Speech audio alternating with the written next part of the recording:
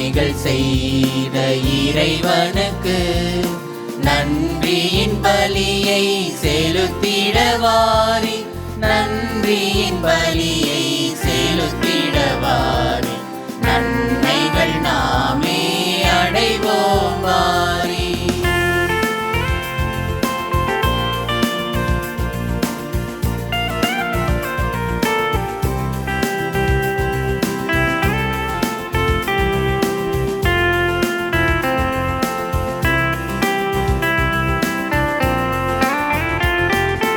உள்ளத்தை தருவது திருப்பலியா, உடைந்ததென்றால் அது பெரும் பலியா. உள்ளத்தை தருவது திருப்பலியா, உடைந்ததென்றால் அது பெரும் பலியா. கொடைகள் பெறுவது தகும் பலியா, கொடைகள் பெறுவது தகும் பலியா. குறையினை போக்கும் கோவலியா, நன்மைகள் செய்த இறைவனுக்கு நன்றியின் பலியை செலுத்திடவாரி, நன்றியின் பலியை செலுத்திடவாரி, நன்மைகள் நாமே அடைவோம் வாரி.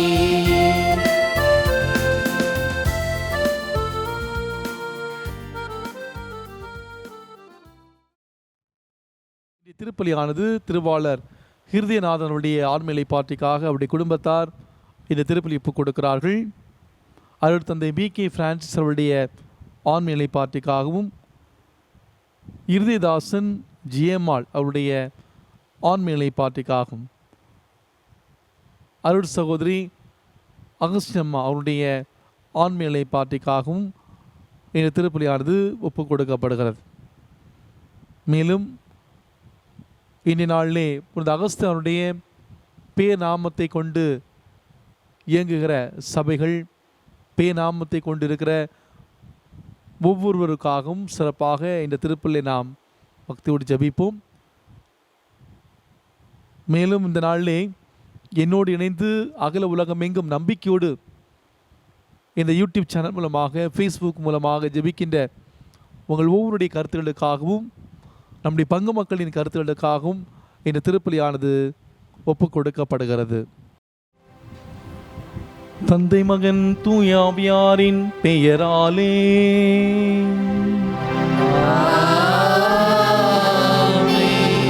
நம் ஆண்டவராகிய இயேசு கிறிஸ்துவின் அருளும் கடவுளின் அன்பும் தூயாவியாரின் தோழமையும் உங்கள் அனைவரோடும் இருப்பதாக.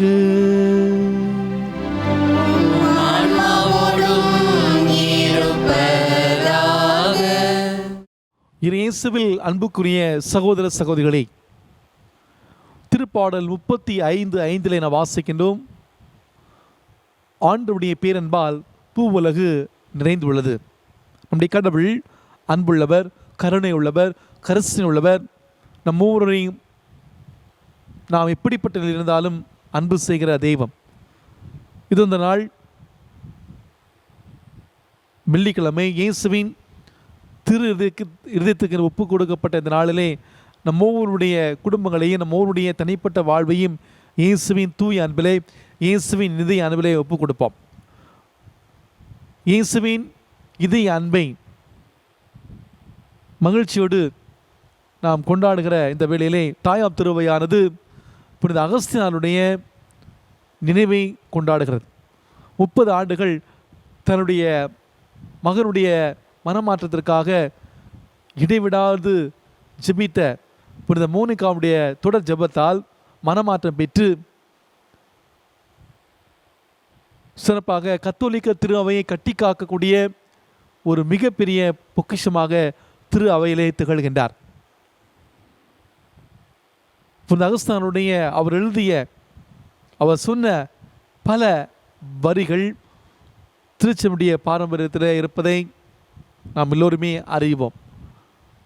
இந்த மிக சிறந்த புனிதனுடைய நினைவை கொண்டாடுகிற இந்த நாளிலே நம்முடைய வாழ்க்கையில் கூட இந்த அகஸ்தியரை போல தவறான வழியில் நாம் சென்றாலும் கூட ஆண்டவர் நமக்கு பல வாய்ப்புகளை நமக்கு கொடுக்கிறார். அந்த வாய்ப்புகள் நாம் பயன்படுத்தி வருகிற பொழுது தன்னுடைய இதயத்தில் ஏற்றுக்கொண்டு நம்மை ஒரு பெரிய கருவியாக ஆண்டவர் பயன்படுத்த விரும்புகிறார்.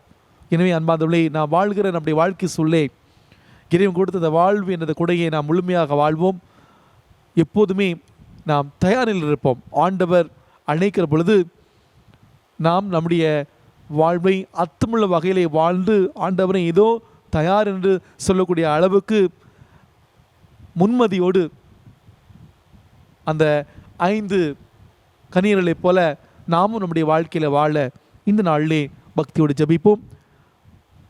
நம்முடைய வாழ்விலே முன்மதியோடு ஒரு ஆயத்தமான ஒரு வாழ்வு வாழ தவறிய அந்த நேரங்களெல்லாம் நினைத்து பார்ப்போம்.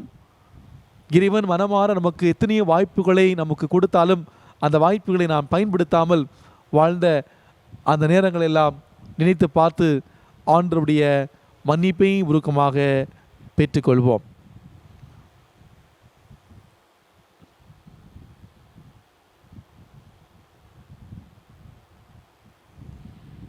எல்லாமல்ல இறைவனிடமும் சகோதர சகோதரிகளே, உங்களிடமும் நான் பாவி என்று ஏற்றுக்கொள்கிறேன்.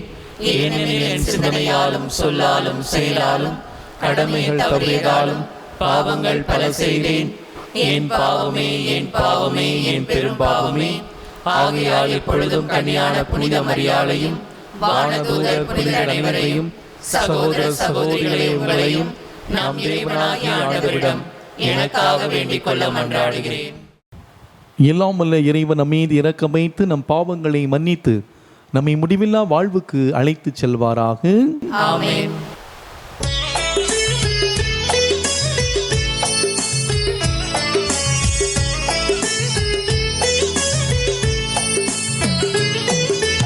ஆண்டவரே இரக்கம் வையும்,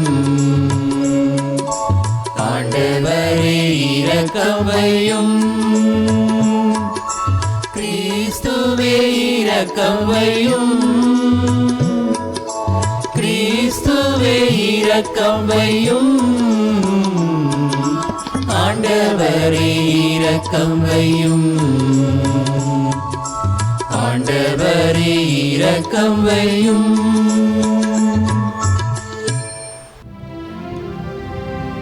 மன்றாடுவோமாக. ஆண்டவரே, ஆயரான புனித அகஸ்தீனுக்கு நீர் அளித்த உள்ள பாங்கை உமது திரு அவையில் புதுப்பித்திரளுமை வேண்டுகின்றோம். நாங்கள் அதே உளப்பாங்கினால் நிரப்பப்பட்டு மெய்ஞானத்தின் ஊற்றாகி உம்மீது மட்டும் தாகம் கொள்ளவும் உன்னத அன்பின் காரணராகி உம்மையை நாடவும் அருள்வீராக. உம்மோடு தூயாவியாரின் ஒன்றிப்பில் இறைவனாய் என்றென்று வாழ்ந்த ஆட்சி செய்கின்ற எங்கள் ஆண்டவரும் உம் திருமகனுமாகிய இயேசு கிறிஸ்து வழியாக உம்மை மன்றாடுகின்றோம்.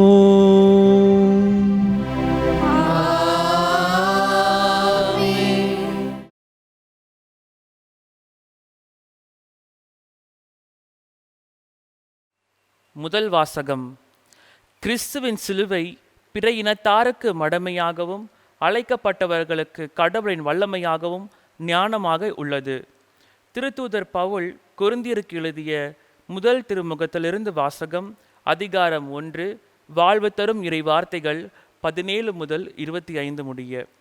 சகோதர சகோதரிகளே, திருமுழுக்கு கொடுப்பதற்கல்ல, நற்செய்தியை அறிவிக்கவே கிறிஸ்து என்னை அனுப்பினார். மனித ஞானத்தின் அடிப்படையிலான சொற்களில் இந்நற்செய்தியை அறிவிக்கலாகாது. அவ்வாறு அறிவித்தால் கிறிஸ்துவின் சிலுவை பொருளற்று போய்விடும். சிலுவை பற்றிய செய்தி அழிந்து போகிறவர்களுக்கு மடமையே, ஆனால் மீட்பு பெறும் நமக்கோ அது கடவுளின் வல்லமை. ஏனெனில் ஞானிகளின் ஞானத்தை அழிப்பேன், அறிஞர்களின் அறிவை வெறுமையாக்குவேன் என்று மறைநூலில் எழுதியுள்ளது. இவ்வுலகை சார்ந்த ஞானி எங்கே? அறிவாளி எங்கே? வாதிடுவோர் எங்கே? இவ்வுலக ஞானம் மடமை என கடவுள் காட்டிவிட்டார் அல்லவா? கடவுளுடைய ஞானத்தால் அவரை அறிந்து கொள்ள முடியும். ஆனால் உலகினர் தம் ஞானத்தால் கடவுளை அறிந்து கொள்ளவில்லை. எனவே மடமை என்று கருதப்பட்ட நற்செய்தியை பறைசாற்றியதன் வழியாக நம்பிக்கை கொண்டோரை மீட்க கடவுள் திருவுளம் கொண்டார். யூதர்கள் அரும் அடையாளங்கள் வேண்டும் என்று கேட்கிறார்கள். கிரேக்கர் ஞானத்தை நாடுகிறார்கள். ஆனால் நாங்கள் சிலுவையில் அறையப்பட்ட கிறிஸ்துவை பற்றி பறைசாற்றுகிறோம். அச்சிலுவை யூதருக்கு தடைக்கல்லாகவும் பிற இனத்தாருக்கு மடமையாகவும் இருக்கிறது.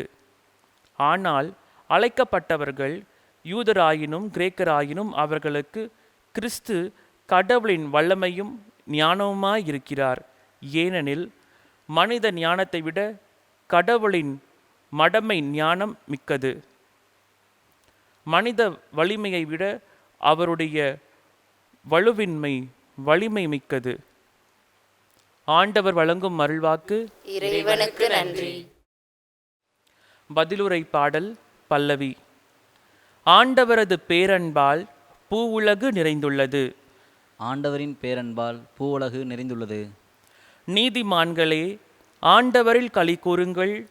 நீதியுள்ளோர் அவரை புகழ்வது பொருத்தமானதே.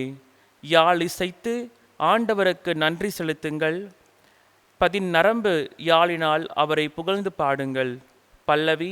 ஆண்டவரது பேரன்பால் பூவுலகு நிறைந்துள்ளது. ஆண்டவரின் வாக்கு நேர்மையானது, அவருடைய செயல்கள் எல்லாம் நம்பிக்கை உரியவை. அவர் நீதியையும் நேர்மையும் விரும்புகின்றார். அவரது பேரன்பால் பூவுலகு நிறைந்துள்ளது. பல்லவி. ஆண்டவரது பேரன்பால் பூவுலகு நிறைந்துள்ளது. வேற்றினத்தாரின் திட்டங்களை ஆண்டவர் முறியடிக்கின்றார். மக்களினத்தாரின் எண்ணங்களை குலைத்து விடுகின்றார். ஆண்டவரின் எண்ணங்களோ என்றென்றும் நிலைத்திருக்கும். அவரது உள்ளத்தின் திட்டங்கள் தலைமுறை தலைமுறையாய் நீடித்திருக்கும். பல்லவி. ஆண்டவரது பேரன்பால் பூவுலகு நிறைந்துள்ளது.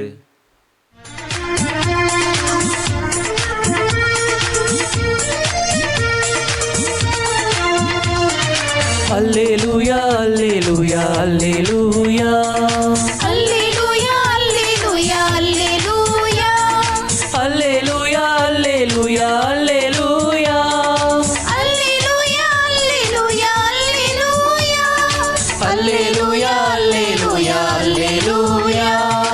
ஆண்டவரே பேசும், அடியவர் நான் கேட்கின்றேன், அடியவர் நான் கேட்கின்றேன்.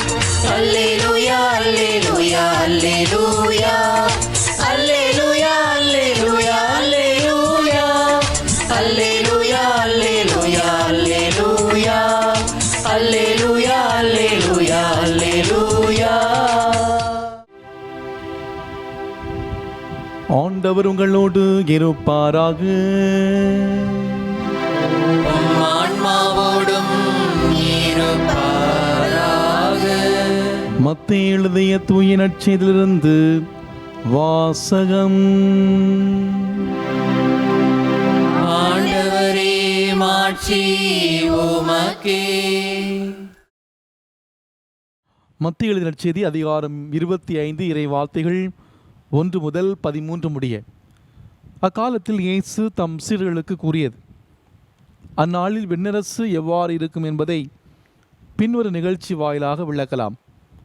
மணமகனை எதிர்கொள்ள மணமகளின் தோழியர் 10 பேர் தங்கள் விளக்குகளை எடுத்துக்கொண்டு புறப்பட்டு சென்றார்கள். அவர்களுள் 5 பேர் அறிவிலிகள், 5 பேர் முன்மதி உடையவர்கள். அறிவிலிகள் 5வரும் தங்களுடைய விளக்குகளை எடுத்து சென்றார்கள்.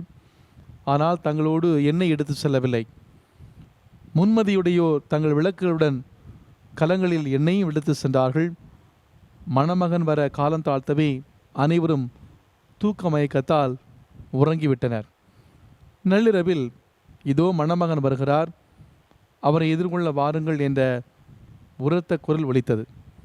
மணமகளின் தோழியர் எல்லாரும் எழுந்து தங்கள் விளக்குகளை ஒழுங்குபடுத்தினர். அப்போது அறிவிலிகள் முன்மதியுடையோரை பார்த்து, எங்கள் விளக்குகள் அணைந்து கொண்டிருக்கின்றன, உங்கள் எண்ணெயில் எங்களுக்கு கொடுங்கள் என்றார்கள். முன்மதியுடையவர்கள் மறுமொழியாக, உங்களுக்கும் எங்களுக்கும் எண்ணெய் போதுமான அளவு இராமல் போகலாம், எனவே வணிகரிடம் போய் நீங்களே வாங்கிக் கொள்வதுதான் நல்லது என்றார்கள். அவர்களும் வாங்க புறப்பட்டு சென்றார்கள். அப்பொழுது மணமகன் வந்துவிட்டார். ஆயத்தமாக இருந்தவர்கள் அவரோடு திருமண மண்டபத்துக்குள் புகுந்தார்கள். கதவும் அடைக்கப்பட்டது. பிறகு மற்ற தோழியர்கள் வந்து, ஐயா ஐயா, எங்களுக்கு கதவை திறந்துவிடும் என்றார்கள். அவர் மறுமொழியாக, உறுதியாக உங்களுக்கு சொல்கிறேன், எனக்கு உங்களை தெரியாது என்றார். எனவே விழிப்பாயிருங்கள், எனில் அவர் வரும் நாளோ வேலையோ உங்களுக்கு தெரியாது. ஆண்டவரின் அருள்வாக்கு. கிறிஸ்துவே உமக்கு புகழ். பிரியாத இயேசு கிறிஸ்துவுக்குள் பிரியமான இறைமக்களே, இன்றைய நற்செய்தி வாசகத்திலே நாம் காணக்கூடிய 10 கன்னியருடைய ஓமைகள் வழியாக இயேசு நமக்கு சொல்லக்கூடிய செய்தி இதுதான். நம்முடைய வீட்டிலே ஒரு சுப காரியம் நடக்கிறது என்றால் பல நாட்களுக்கு முன்பே அதற்கான திட்டங்களை தீட்டி முன்மதியோடு செயல்பட்டு எதுவும் குறைபடாத வண்ணம் பார்த்து அதை நான் ஒவ்வொன்றையும் பார்த்து அனைத்தையும் செய்து தயார் நிலையில் இருப்போம். தேர்விலே முதல் மதிப்பெண் பெற விரும்பக்கூடிய மாணவர் தொடக்கத்திலிருந்தே நன்கு படித்து ஆயத்தமாக இருப்பார். இதே போல்தான் பல உதாரணங்களை சொல்லிக்கொண்டே போகலாம். வாழ்க்கையிலே வளர்ச்சி பெற விரும்பக்கூடிய எவரும் முன்மதியோடும் எல்லா நேரத்திலும் சவால்களை சந்திக்க தயாராக இருக்க வேண்டும். இவ்வுலக காரியங்களிலே இவ்வளவு கவனமாக இருக்க வேண்டும்.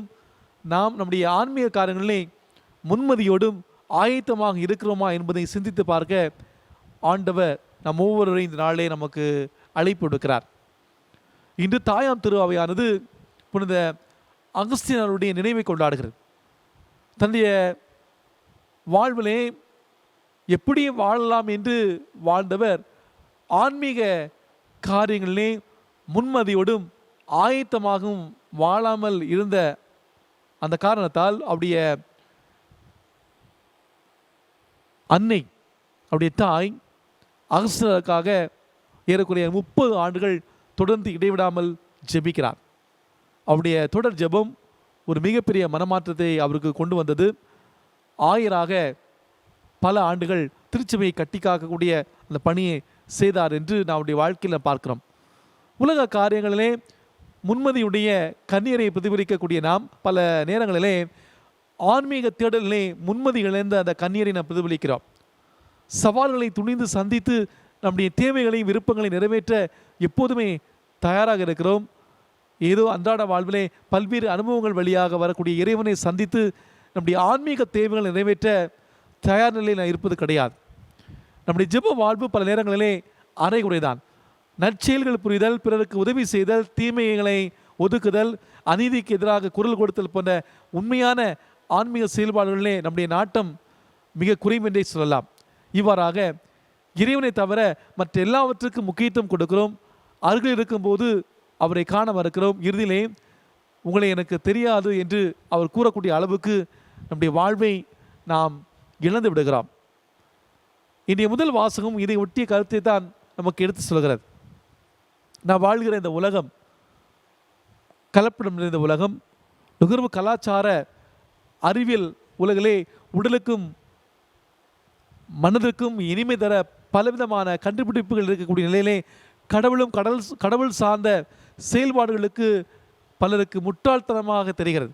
ஆனால் இவ்வுலகம் மடமை என்று கருதுவது கடவுளுடைய பார்வையிலே ஞானமாகிறது. கடவுளின் மடமை இவ்வுலக ஞானத்தை விட சிறந்தது. சிலுவையே அதற்கு சிறந்த சாட்சி. எனவே உலக ஞானத்தை விடுத்து கடவுளை ஞானத்தை பெற ஆன்மீக காரியங்களிலே நாம் முன்மதியோடு செயல்பட்டு கடவுளை சந்திக்க எப்போதுமே நாம் தயார் நிலையில் இருக்க வேண்டும். அன்புக்குள்ளே நம்முடைய வாழ்வை நாம் சிந்தித்து பார்ப்போம்.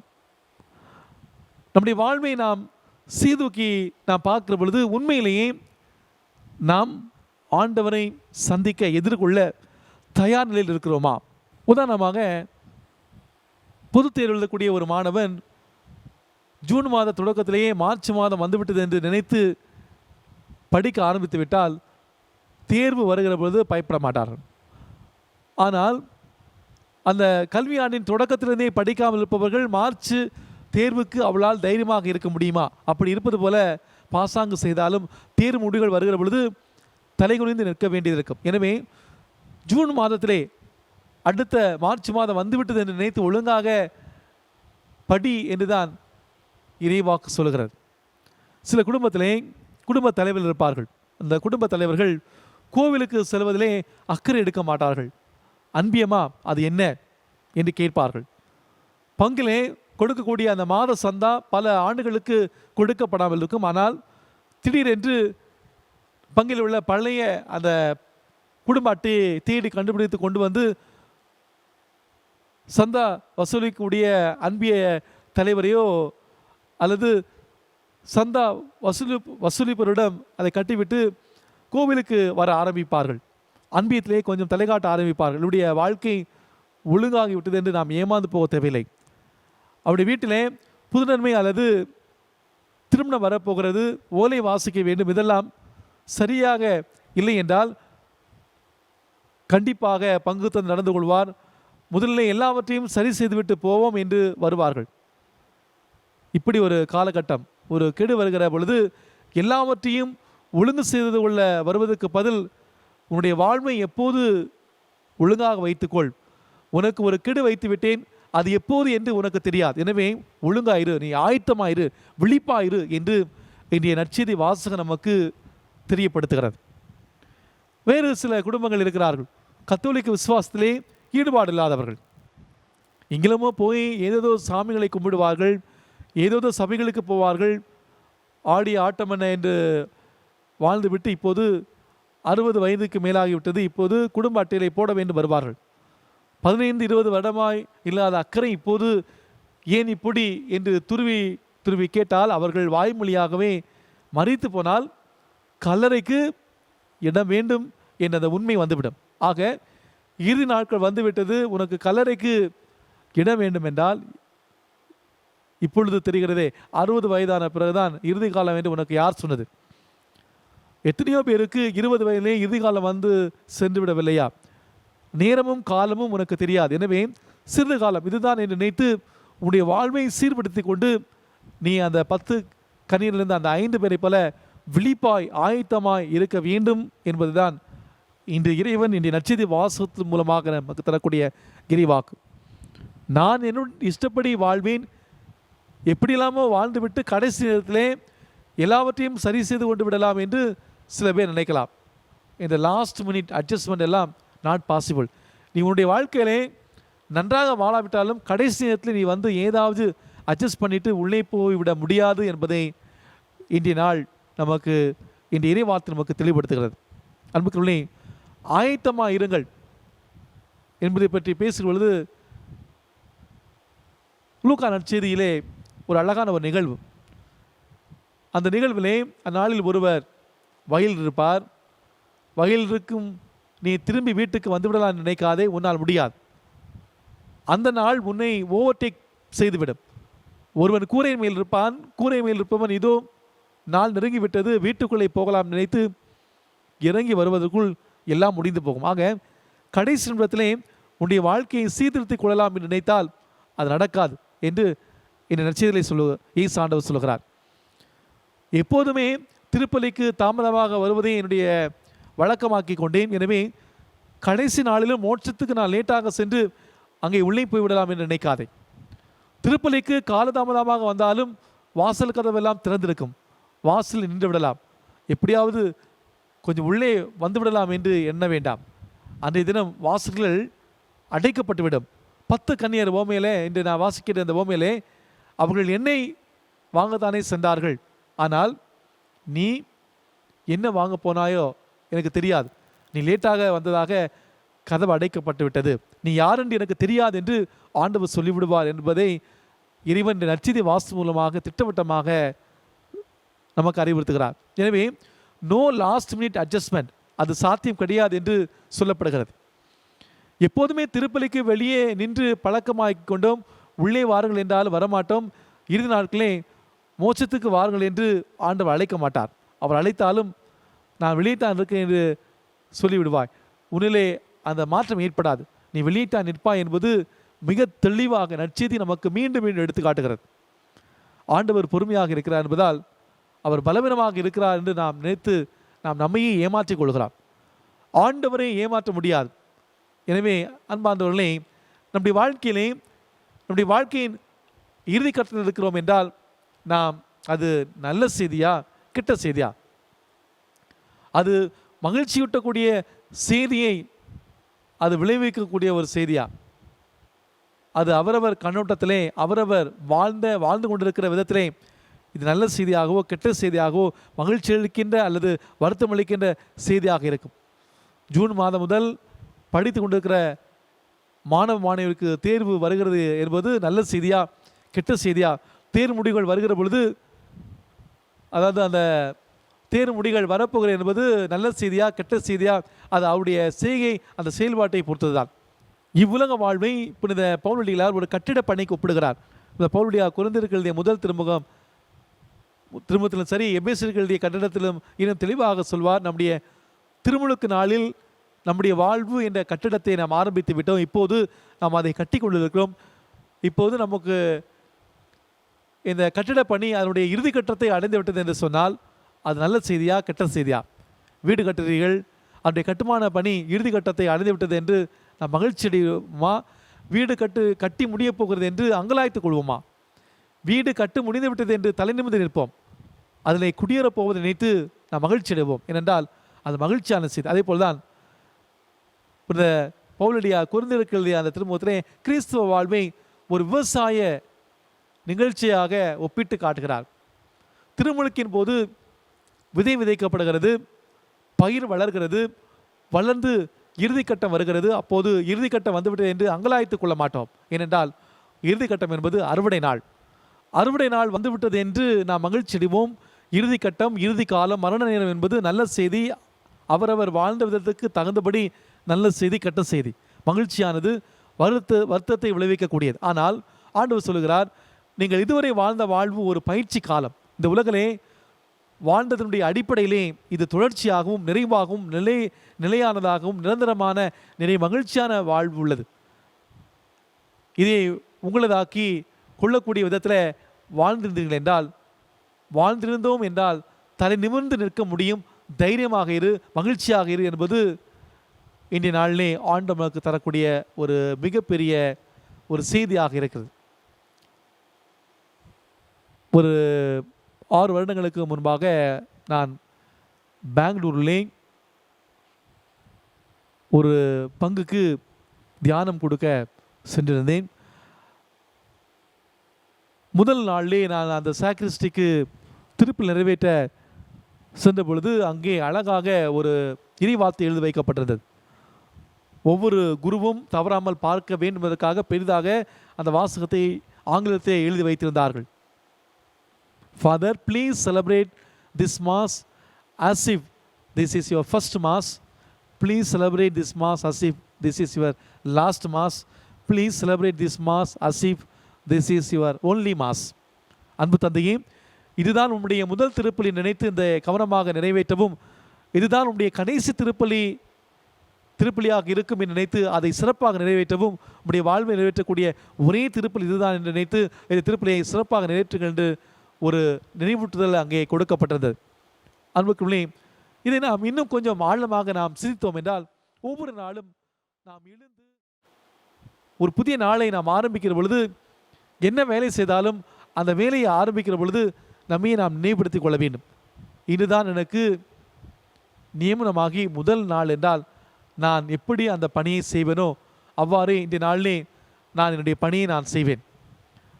இதுதான் என்னுடைய பணியினுடைய கடைசி நாள் என்று அடுத்த நாள் எனக்கு கிடையாது என்றால், இன்றைய நாளிலே பணிகளை நான் எப்படி செய்வேனோ, எப்படி நான் வாழ்வேனோ அதே போல் இன்று நான் வாழ வேண்டும். ஏனென்றால் இன்றுதான் என்னுடைய கடைசி நாள், கடவுளுக்கு கொடுத்திருக்கிற ஒரே நாள் இதுதான் என்று நினைத்தேன் என்றால் எவ்வளவு ஒழுங்காக இருந்திருப்பேன். அப்படி ஒழுங்காக இருந்து வாழ்வை சீராக்கி கொள்ளுங்கள் என்று இன்றைய இறைவார்த்தை வழிபாடு நமக்கு அறிவுறுத்துகிறது.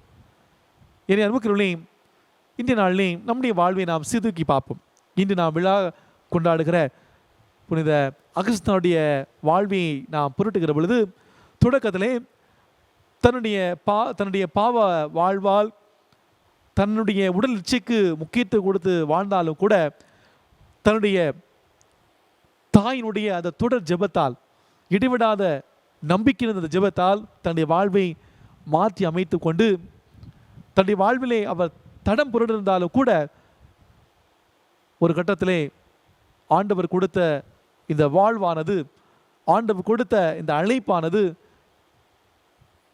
இதுவே என்னுடைய முதல் நாள், கடைசி நாள், ஒரே நாள் என்று சொல்லி அந்த வாழ்வை அழைப்பை முழுமையாக வாழ்ந்தவர் புனித அகஸ்தான் என்று சொன்னால் அது மிகையாகாது. எந்த அளவுக்கு கடவுளை விட்டு அவர் வெளியே சென்றாரோ அந்த அளவுக்கு கடவுளை இறுக்கமாக பற்றி கொண்டு அவர் ஏழை எளிய மக்களுக்காக அந்த பணியை செய்கிறார். திரு அவையின் பாரம்பரியத்திலே எத்தனையோ பேர் பல செய்திகளை, குறிப்பாக பல கருத்துக்களை கொடுத்திருந்தாலும் கூட கருத்து ஆழமிக்க திருச்சபையின் பாரம்பரியத்தை கட்டி காக்கக்கூடிய ஒரு அளவில் புனித அகஸ்தினார் இருந்திருக்கிறார் என்பதுதான் உண்மையாக இருக்கிறது. என்பதுக்குள்ளே நாமும் இந்த அகஸ்தினாரை போல நம்முடைய வாழ்வில் நாம் எவ்வளோதான் பாவம் செய்திருந்தாலும், எவ்வளோதான் தவறு செய்திருந்தாலும், நாம் ஆண்டை நோக்கி திரும்பி வருகிற பொழுது ஆண்டவர் நம்மை மன்னிக்க ஏற்றுக்கொள்ள தயாராக இருக்கிறார் என்பதை உணர்ந்து கொண்டு ஆண்டவர் இறுக்கமாக நாம் பற்றி கொள்வோம்.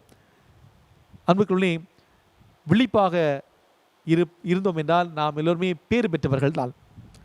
நற்செய்தியிலே இயேசு விண்ணரசை மணமகனை எதிர்கொள்ள காத்துக்கூடிய அந்த மணமக்களின் 10 தோழியருக்கு ஒப்பிடுகிறார். இந்த 10 தோழியரிலே 5 பேர் தன்னுடைய விளக்குகளை போதிய எண்ணெயுடன் மணமகனை வரவேற்க ஆயத்தமாக இருக்கிறார்கள். இதனால் இவர்கள் முன்மதியுள்ள தோழியர்களாகிறார்கள். மணமகன் வருகிற பொழுது அவர்களோடு திருமண மண்டபத்திற்கு நுழையக்கூடிய அந்த பேச்சினை பெறுகிறார்கள். இதுக்கு முற்றிலும் மாறாக அந்த 10 தோழியர்களை மீதம் இருக்கக்கூடிய அந்த 5 தோழியர் தங்களுடைய விளக்குகளை போதிய எண்ணெய் இல்லாமலும் மணமகனை வரவேற்க ஆயத்தம் இல்லாமலும் விழிப்பா இல்லாமல் இருக்கிறார்கள். இதனால் திடீரென்று மணமகன் வருகிற பொழுது இவர்கள் திருமண மண்டபத்துக்குள் நுழையக்கூடிய அந்த பேர் பெறாமலே போய்விடுகிறார்கள். அன்புக்குரியவர்களே, மானிட மகன் எப்போது வேண்டுமானாலும் வரலாம். அதனால் அவர் வருகிற பொழுது அவரை எதிர்கொள்ளக்கூடிய விதமாய் நாம் நம்முடைய கடமைகளை செய்து விழிப்பாக இருந்தால் அவர் நமக்கு தக்க கைமாறல் தருகின்றார். நாம் நம்முடைய கடமைகளை செய்வதன் மூலமாக விழிப்பாக இருந்து மானிட மகனை எதிர்கொள்ள தயாராக இருக்கிறோமா சிந்தித்து பார்ப்போம். அன்புக்குள்ளே மீகா 7ஆம் அதிகாரம் 7ஆம் வசனத்தில் வாசிக்கிறோம். ஆண்டவரை விழிப்புடன் நோக்கியிருப்பேன், என்னை மீட்கும் என் கடவுளுக்காக காத்திருப்பேன். நாம் எந்த நேரத்திலும் வரக்கூடிய அந்த மானிட மகனை விழிப்புடன் எதிர்நோக்கி இருப்போம். அதன் வழியாக இறையர்களை நிறைவாக பெற்று ஆண்டவருடைய பிரசன்னத்தை வாழக்கூடிய அந்த அருளையும் ஆசிரியும் இன்று சிறப்பாக இந்த திருப்பலி வழியாக பக்தியோடு ஜெபிப்போம். ஆமேன்.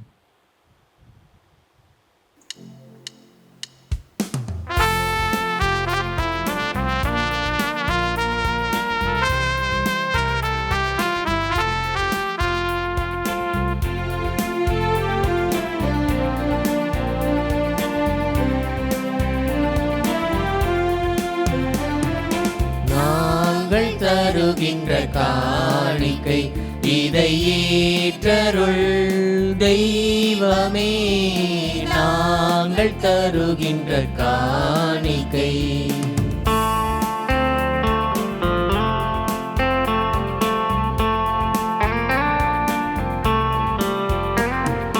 நிலையற்ற உலகம் நிலையென நினைத்து நிம்மதியின்றி வாழ்ந்திருந்தோம். நிலையற்ற உலகம் நிலையென நினைத்து நிம்மதியின்றி வாழ்ந்திருந்தோம். கண்ணீர் பூக்களை உந்தன் பாதத்தில் காணிக்கையாக்கவே இன்று உம்மை நாடினோம். நாங்கள் தருகின்ற காணிக்கை இதை ஏற்றருள் தெய்வமே, நாங்கள் தருகின்ற காணிக்கை.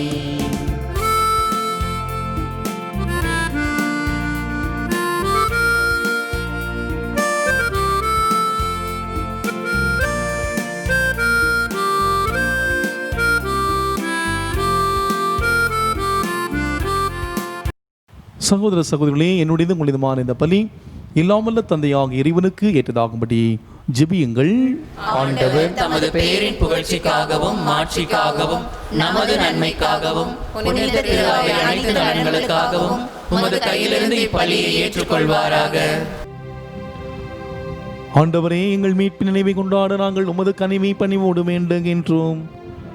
அதனால் இந்த பரிவிரக்கத்தின் அருளுடைய ஆழம் எங்கள் ஒற்றுமைக்கு அடையாளமாகும் பிறன்பின் பிணைப்பாக அமைவதாக எங்கள் ஆண்டவராகிய கிறிஸ்து வழியாகவுமே மன்றாடுகின்றோம்.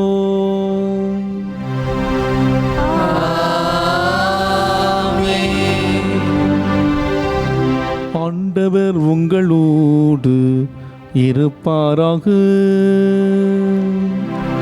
உம் ஆன்மாவோடும் இருப்பாராக. இதயங்களை மேலே எழுப்புங்கள். ஆண்டவரிடம் எழுப்பியுள்ளோம். நம் இறைவனாகிய ஆண்டவருக்கு நன்றி பாடுவோம்.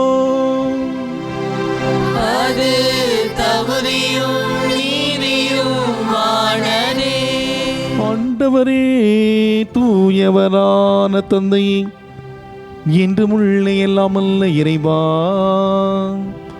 எங்கள் ஆண்டவராகிய கிறிஸ்து வழியாக இந்நாளும் இவ்விடத்தில் நாங்கள் நமக்கு நன்றி செலுத்துவது மெய்யாகவே தகுதியும் நீதியும் ஆகும். எங்கள் கடமையும் மீட்புக்குரிய செயலும் ஆகும். ஏனில் புனிதரின் வியத்தகு சாட்சியத்தால் உமது திரு அவை என்றும் புதிய ஆற்றல் பெற்று வளமடைகிறது. இவ்வாறு எங்கள் மீது கொண்டிருந்த பரிவன்பை தெள்ளத் தெளிவாக காட்டுகின்றீர். மேலும் எங்களது மீட்பின் மன நிகழ்வை நாங்கள் நிறைவேற்றுவதில் அப்புனிதரின் சிறப்பு மிக்க எடுத்து காட்டால் தூண்ட பெற்று அவருடைய தகுந்த பரிந்துரையால் என்று ஊக்க பெறவும் அருளுகின்றீர். ஆகவே ஆண்டவரே, வானதூதர் புனிதரோடு நாங்களும் சேர்ந்து உமது பெருமையை பறைசாற்றி அக்களிப்புடன் பாடுவதாவது: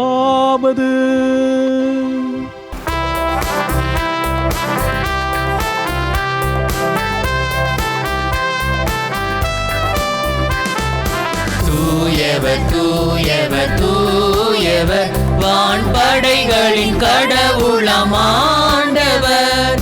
விண்ணகமும் மண்ணகமும் உமது மாட்சியால் நிறைந்துள்ளன. உன்னதங்களிலே ஓசானா, உன்னதங்களிலே ஓசானா. ஆண்டவர் பெயரால் வருகிறவர் ஆசீர் பெற்றவர். உன்னதங்களிலே ஓசானா, உன்னதங்களிலே ஓசானா.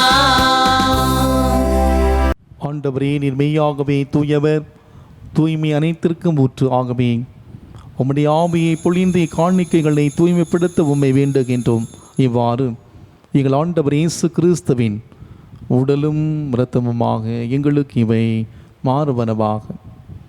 அவர் பாடுபட உள்ளம் கனிந்து தம்மை கையளித்த போது அப்பத்தை எடுத்து நன்றி செலுத்தி அதை பிட்டு தம் சீடர்களுக்கு அளித்து அவர் கூறியதாவது: அனைவரும் இதிலிருந்து பெற்று உண்ணுங்கள், ஏனெனில் இது உங்களுக்காக கையளிக்கப்படும் என் உடல்.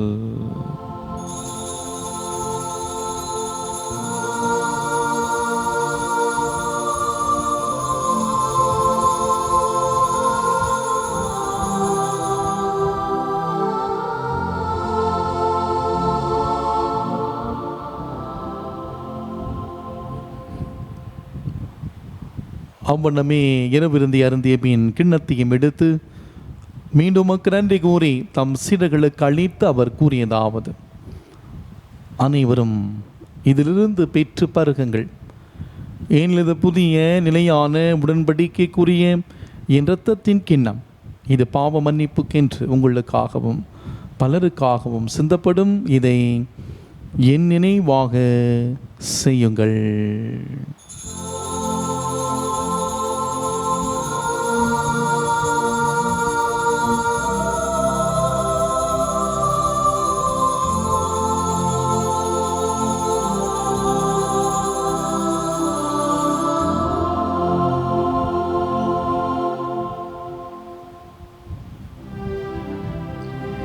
நம்பிக்கையின் மறை பொருள். ஆண்டவரே, நீர் வருமளவும் உமது இறப்பினை அறிக்கையிடுகின்றோம், உமது உயிர்ப்பினையும்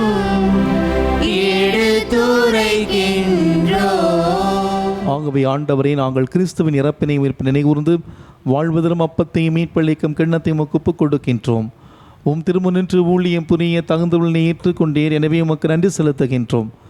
மேலும் கிறிஸ்துவின் உடலிலும் இரத்தத்திலும் பங்கு கொள்ளும் எங்களை தூய ஆவியார் ஒன்று சேர்க்க வேண்டும் என உம்மை தாழ்மையுடன் மன்றாடுகின்றோம். ஆண்டவரே, உலகமெங்கும் பரவியிருக்கும் ஒரு திரு அவையை நினைகூர்ந்தலும் எங்கள் திருத்தந்தை பிரான்சிஸ், எங்கள் ஆய நீதிநாதன், எல்லா திருநிலையினராகிய அனைவரோடும் உடைய திரு அவை அன்பில் நிறைவு பெறச் செய்திருளும். மேலும் உயிர்த்தெழும் எதிர்நோக்குடன் துயில் கொள்ளும் எங்கள் சகோதர சகோதரிகளையும் இறந்தோர் அனைவரையும் இரக்கத்துடன் நினைகூர்ந்து உமது திருமுக ஒளியினுள் ஏற்றிருளும். எங்கள் அனைவர் மீதும் இரக்கமாயிரும்.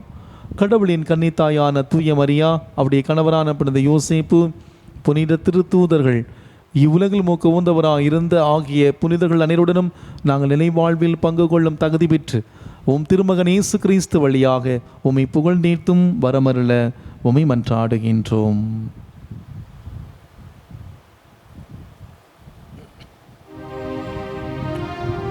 இவர் வழியாக இவரோடு இவரில் எல்லாம் வல்ல இறைவனாகிய தந்தையே, தூயாவியாரின் ஒன்றிப்பில் எல்லா புகழும் ஆட்சியும் என்றென்று உமக்கு உரியதே.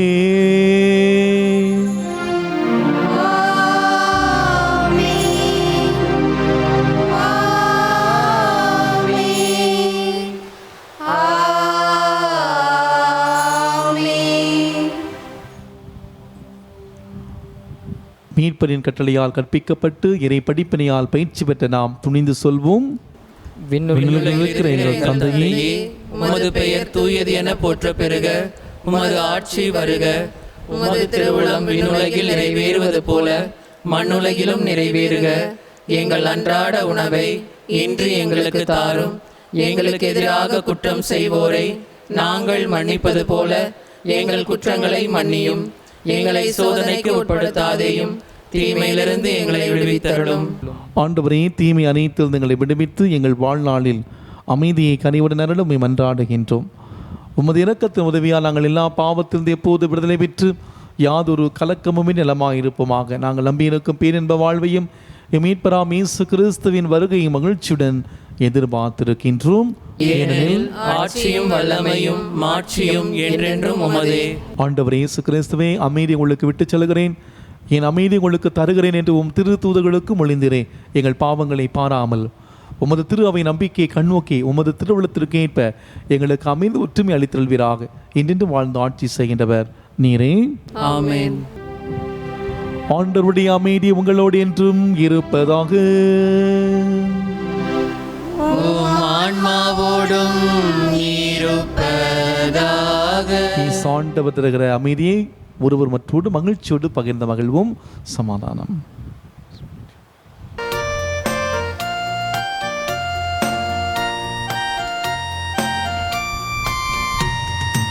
உலகின் பாவம் போக்கும் இறைவனின் திரு செம்மறியே, எம்மேல் இரக்கம் வையும்.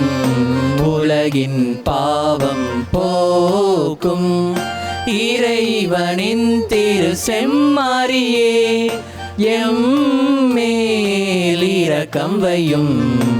உலகின் பாவம் போக்கும் இறைவனின் திரு செம்மறியே, எமக்கு அமைதி அருளும்.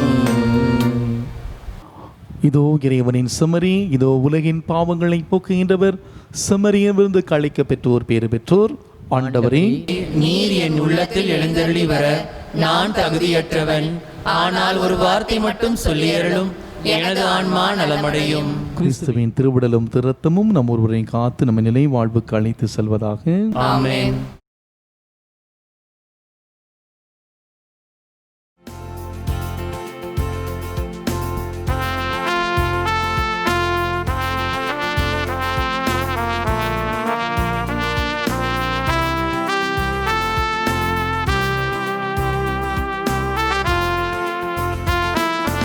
அகவிருந்தாக என் இறைவாவா, மனம் மகிழ்ந்திட வாழ்க்கையின் நிறைவேவா. அகவிருந்தாக என் இறைவாவா, மனம் மகிழ்ந்திட வாழ்க்கையில் நிறைவே வா வா வா.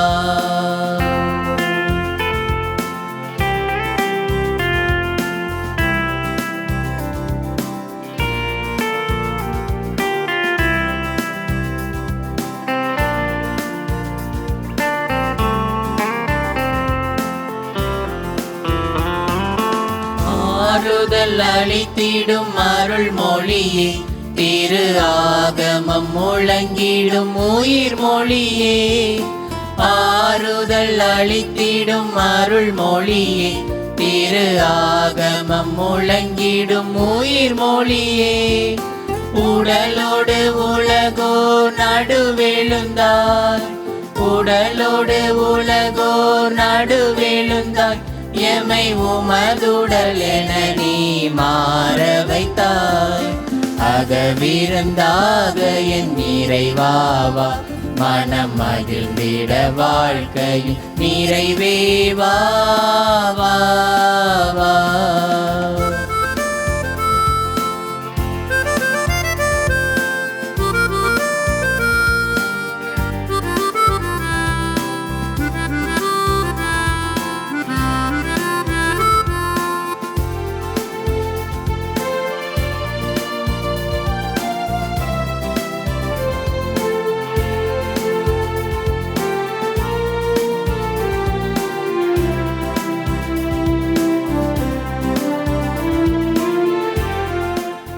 கிறிஸ்துவின் ஆன்மாவே என்னை புனிதப்படுத்தும், கிறிஸ்துவின் திருவுடலே என்னை மீட்டருளும், கிறிஸ்துவின் திரு இரத்தமே என்னை நிறைவித்தருளும், கிறிஸ்துவின் விழாவினின்று வழிந்த திருநீரே என்னை கழுவி அருளும், கிறிஸ்துவின் திருப்பாடுகளே என்னை திடப்படுத்துங்கள். ஓ நல்ல இயேசுவே, எனக்கு செவி சாய்த்தருளும், உமது திரு காயங்களுக்குள்ளே என்னை மறைத்தருளும். உம்மை விட்டு ஒருபோதும் என்னை பிரிய விடாதேயும், தீய எதிரிடமிருந்து என்னை காத்தருளும். என் மரண நேரத்தில் நீர் என்னை அழைத்து உம்முடைய புனிதர்களோடு எக்காலமும் உம்மை புகழ எனக்கு வரமருளும். ஆமேன். கிறிஸ்து ஒருவரே உங்கள் ஆசிரியர், நீங்கள் யாவரும் சகோதர சகோதரிகள் என்கிறார் ஆண்டவர். நன்றி கூறி மன்றாடுவோமாக. ஆண்டவரே, நாங்கள் பங்கு கொண்ட கிறிஸ்துவின் திருவுணவு எங்களை புனிதப்படுத்தவுமே வேண்டுகின்றோம். அதனால் கிறிஸ்துவனுடைய உடலின் உறுப்பினராகிய நாங்கள் அவராகவே வாழ அருள்வீராக. எங்கள் ஆண்டவராகிய கிறிஸ்து வழியாகவுமே மன்றாடுகின்றோம்.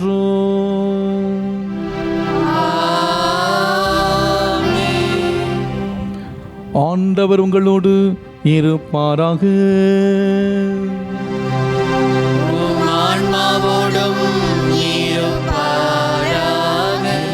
இறைவன் தந்தை, மகன், தூயாவியார் நமக்கு ஆசீர் வழங்குவாராக.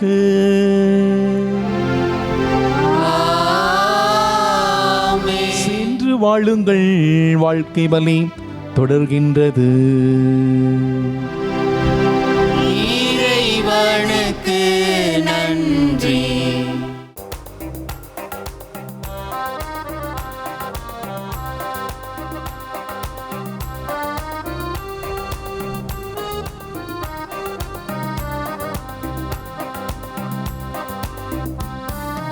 எல்லாம் உமக்காக,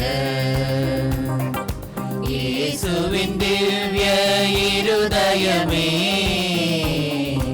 எல்லாம் உமக்காக. எந்தன் பணியும் வளர்ச்சிகளும், எந்தன் பதவியும் பயிற்சிகளும், எந்தன் பணியும் வளர்ச்சிகளும், எந்தன் பதவியும் பயிற்சிகளும், எந்தன் படைப்பும் ஆய்வுகளும், எந்தன் படைப்பும் ஆய்வுகளும், உன் புகழ் அதிமிக மகிமைக்கே, எல்லாம் உமக்காக. இயேசுவின் திவ்ய இருதயமே, எல்லாம் உமக்காக.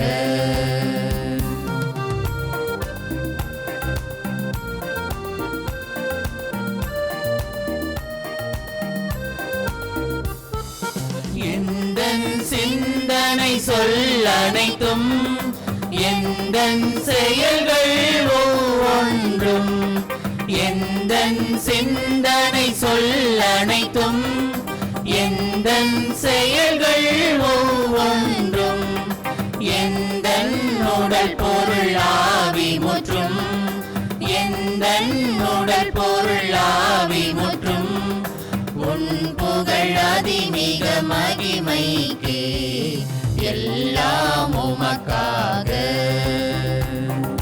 இயேசுவின் திவ்ய இருதயமே எல்லாம் உமக்காக.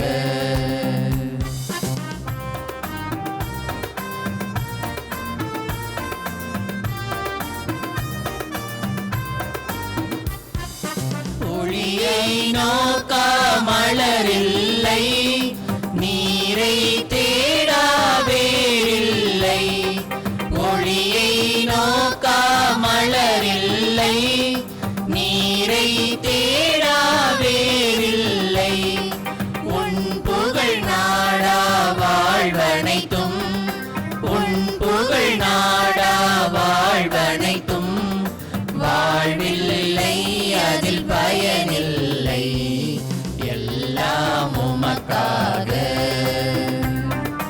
இயேசுவின் திவ்ய இருதயமே எல்லாம் உமக்காக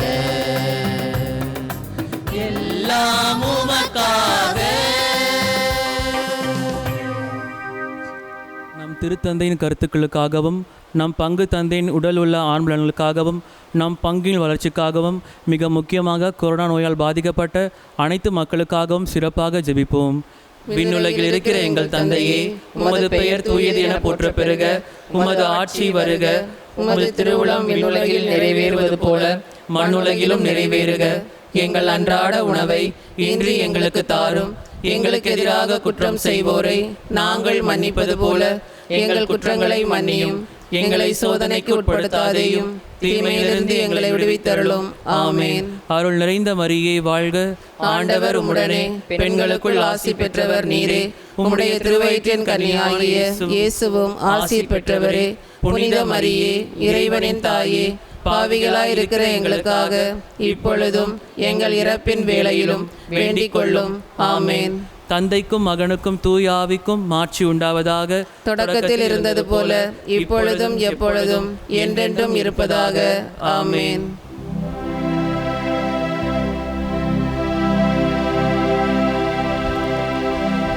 நிலையான புகழுக்குரிய தூய்மை மிகு நற்கருணைக்கு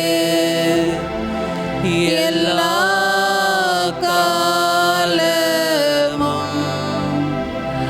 ஆராதனையும் புகழும் ஆட்சியும் உண்டாக கடவது.